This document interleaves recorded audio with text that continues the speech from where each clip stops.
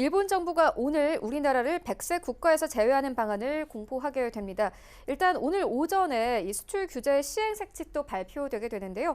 타격을 받는 기업들이 더 늘어날 수 있는 상황입니다. 어떻게 보고 계십니까?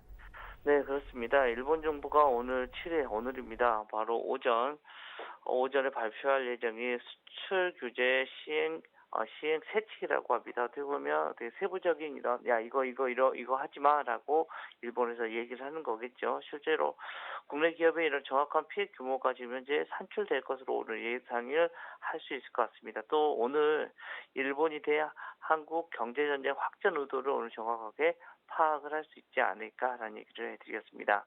포괄 허가 취급 요령은 백색 국가의 이런 하위 법령으로 1,100여 개 이런 전략 물자 품목 가운데서 어떤 이런 품목을 수출 절차를 좀 까다롭게 개별 허가로 돌릴지 결정을 합니다. 산업부 관계자가 6일 이런 일본 정부가 개별 허가 품목을 어느 정도로 조정할 것인가에 대해서 한국 정부에 대한 이런 영향을 가늠할 수 있다라고 생각을 하시면 될 것 같습니다.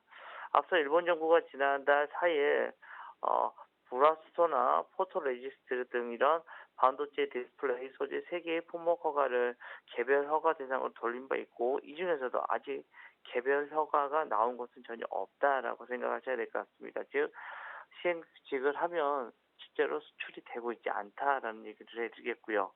만약 일본 정부가 개별 허가 품목을 추가로 지정을 하면 일본의 경제 보복 조치에 이런 직접 타격을 받을 수 있는 기업들이 더 늘어날 수가 있습니다. 일본은 포괄허가 이런 취급 요령 개정을 통해서 전략 물자 가운데서 한국의 피해가 크고 일본 수출 기업들의 이런 피해가 적은 품목만 골라서 포괄허가 대상에서 제외하고 개별 허가 대상으로 돌릴 수가 있기 때문입니다. 실제 개별 허가를 받게 되면 경제 산업성은 90일 안에 수출 신청 이런 허가 여부를 결정하는데 심사를 고의로 지연시킬 수도 있고, 막판에 제출 서류 보완을 요구하는 방식으로 한국 기업을 괴롭힐